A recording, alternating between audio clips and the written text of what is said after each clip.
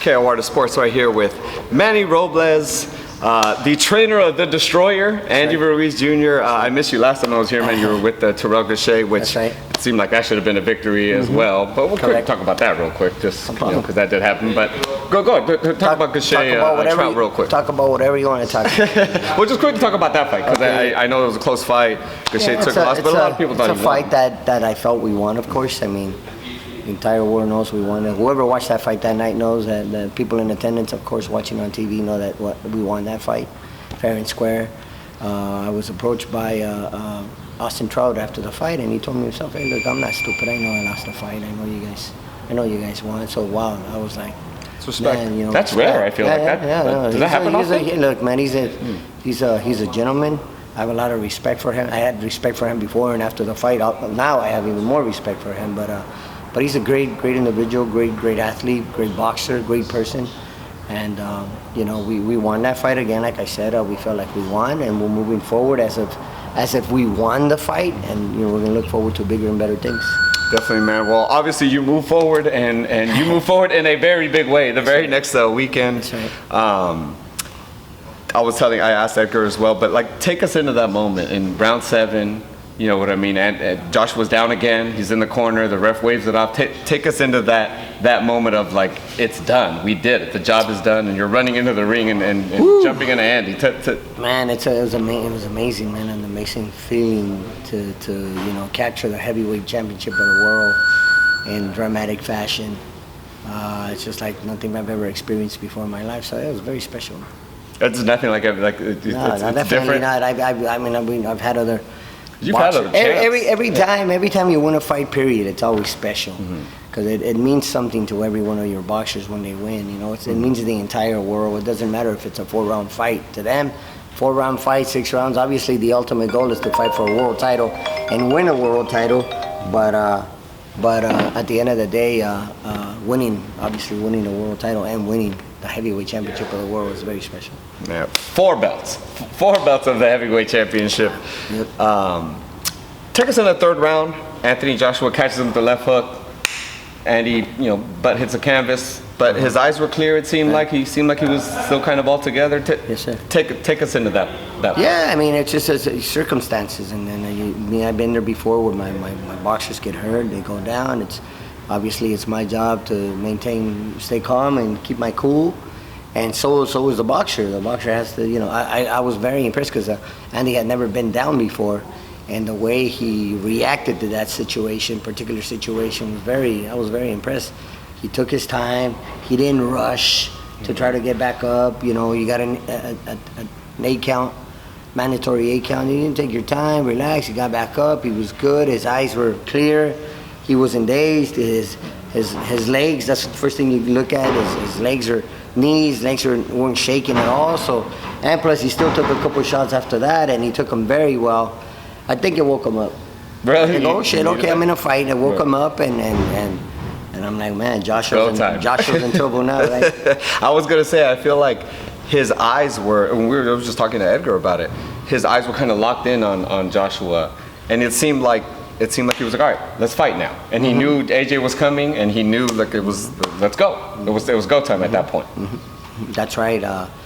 As you said, it was go time, and he just took it one round at a time. He was never. After that 3rd round, when he came back to the corner, I tried to say, relax, stay calm, keep your cool, be confident but not overconfident, keep your guard, tuck in that chin, and stick to the game plan.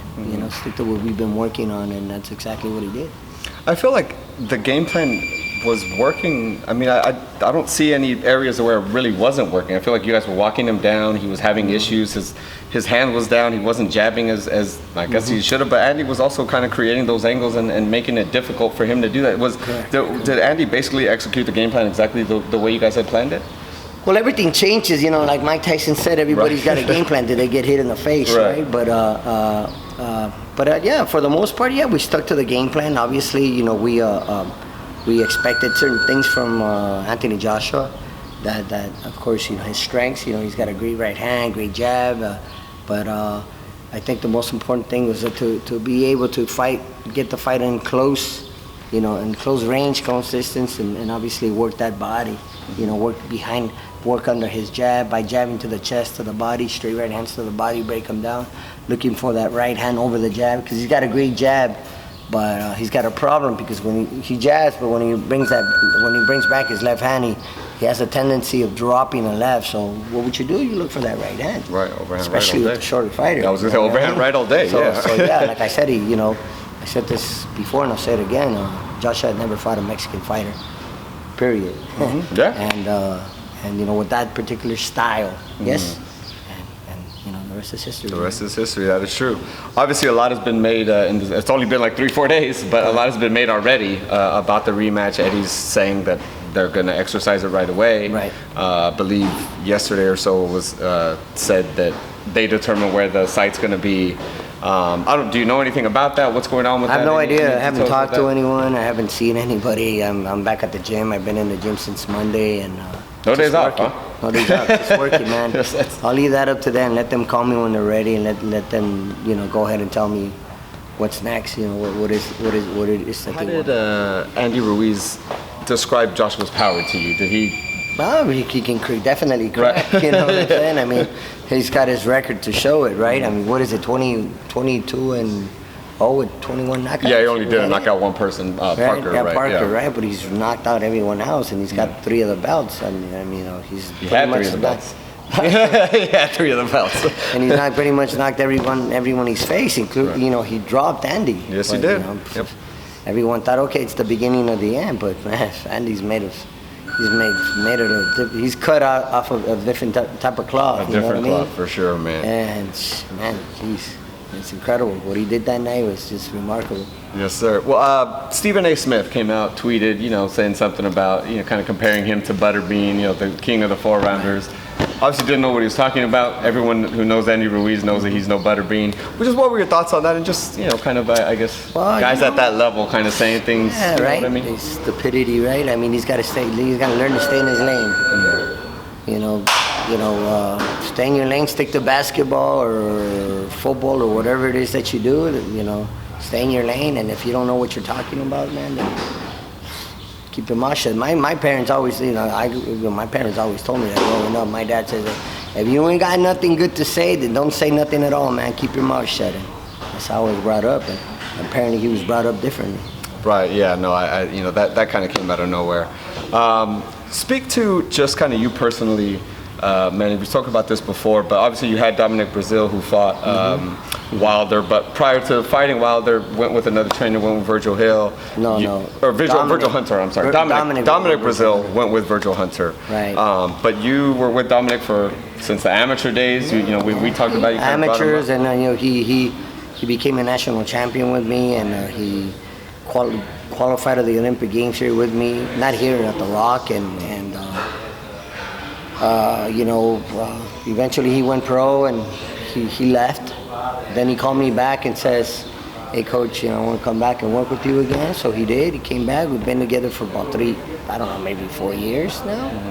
Since before the 2016, before that, since before Anthony Joshua, the Anthony Joshua fight. Right. And so we're pretty much friends, more than friends, at that point. You just don't become your boxers, you just don't become their coach, but you become their friend, I mean, it's just, you create a special bond with these guys. You spend time with the boxers, with their families, or my family. Time away from your family to right, do those things, so we spend a lot of time together, I stick with them through good and bad, through thick and thin, you know what I mean? And sometimes, the situation may not be that great. They're not making any money, but here I am, showing up every day, working with them while we're not making any money. There's a period in time where Dominic had not fought for over a year. We'd just be here in the gym every day training for over a year, man. He's not making money. I sure as hell ain't making no money. Right. And then he gets a fight in December, great, he gets paid, we all get paid last December. And then come January, he gets by then he knew he was fighting Deontay Wilder. Calls me up and he says, hey man, listen, I'm ready to make a move, I can move on to bigger and better things, and I gotta, I guess, find myself an elite or a coach with a name or whatnot. I don't know. But he did say, look, I got a family to take care of. I'm not gonna be around for too long. And I'm like, well, shit, I got a family too, bro. You got a family to support. I got a family to support too. But hey, God bless you, and hope you kick ass. I wish you nothing but the best. And he left. He left, moved on with Virtual Hunter, and everyone knows what happened. Go ahead. Well, my question leading into that was, obviously that was, you just said the story. It's extremely disappointing. I mean, me just absolutely, because we both worked for this. He wasn't Right. the only one working to get a shot at the title. Me as a coach, hey, we did this together. You didn't do this on your own. Right. Obviously we get paid along the way, but there's periods where in time where we don't get paid at all. If you don't fight, we don't get paid. So Right. Can you imagine going a year with not getting paid, working every day and being here in the gym every day and not getting paid for a year? And then you get up to fucking leave? Come on, man. That's a big guy to be taking punches from. Oh, dude, every day he ain't no featherweight. Right, I was gonna say it's not like that's light work Shoot, either. man, You know what I believe mean? me, man. Yeah. Believe But me. so I guess how satisfying is, and really is God's plan where that leaves. It seemed like that was set up, and you lose the Dominic Brazil and Wilder matchup, and now you get the Anthony Joshua with the fight that all the heavyweights won. Correct. You know what I mean? I mean, talk about the blessing that was. It's a big blessing, of course, and the fight couldn't have come at a better time. But despite everything, going back to what you were saying with the Dominic situation, I've been through a lot of ups and downs in life, as a coach. But the important thing here is not throwing in the towel, not giving up, and that, not just for me, but for anybody. You know what I'm saying? It's just like not quitting. When you love what you do, you never got to work a day in your life. You know what I'm saying? So I love what I do. And there's kids here that I work with, man. They 4, 6 round fighters, or I don't make a dime, And I probably spend more money on them than what I make, off of them. You know what I'm saying? I don't make a dime. I don't make nothing. I devote my time to them, for them to maybe someday, get an opportunity to fight for a world title and provide for their families, for themselves, to make a name, make a legacy, but yeah, really that's more important than you can't put a price on that, man. Yeah, sure. Sure. Obviously money helps. Yeah. especially when you work so hard for it. Right. It kind of sucks when you get there and then all of a sudden it's time to go. Yeah.